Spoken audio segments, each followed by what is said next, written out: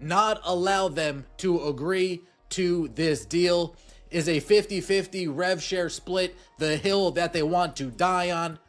Are they? That's not excitement in his voice. That's frustration bordering on disbelief, because the WNBA just put an offer on the table that should end these negotiations immediately. Maximum contracts over $1.1 million.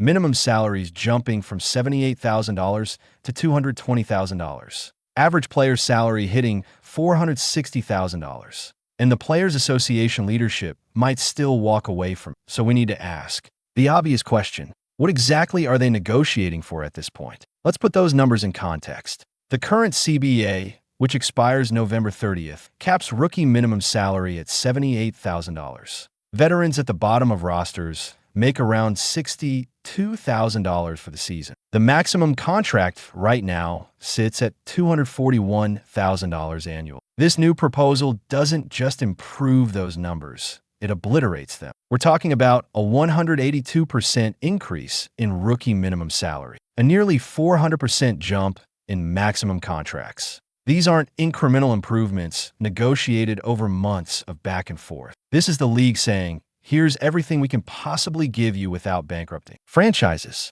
And here's what makes this particularly significant. The proposal includes revenue sharing, which has been the Players Association's primary demand since they opted out of the current CBA back in 2024. What a token gesture, actual revenue sharing that grows annually over the length of the deal. The league is giving them the framework they asked for, the salary increases they demanded, and the financial security they said they needed. But there's a complication nobody's talking about publicly. The three people leading these negotiations for the players, Nneka Ogma Mike, president of the Players Association, already took money from a league called Project B, Breanna Stewart, and Nafisa Collier, the vice president. They're co-founders of Unrivaled, a competing 3-on-3 league launching in January. So the people negotiating on behalf of WNBA players have direct financial stakes in leagues that compete with the WNBA for talent and attention. Think about what that conflict of interest means in practical terms. If Unrivaled succeeds, Stewart and Collier become wealthy beyond anything a WNBA contract could provide.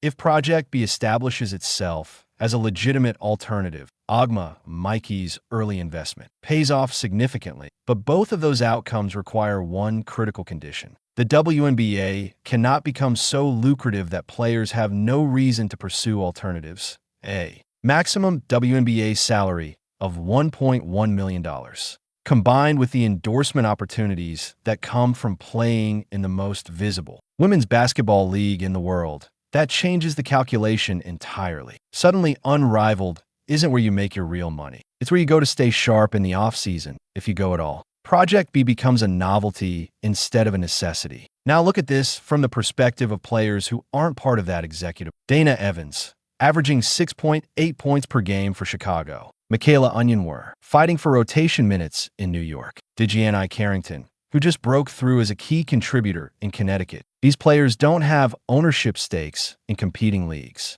They don't have the endorsement portfolios of superstar. What they have is their WNBA career, and they need that career to be as financially rewarding as possible.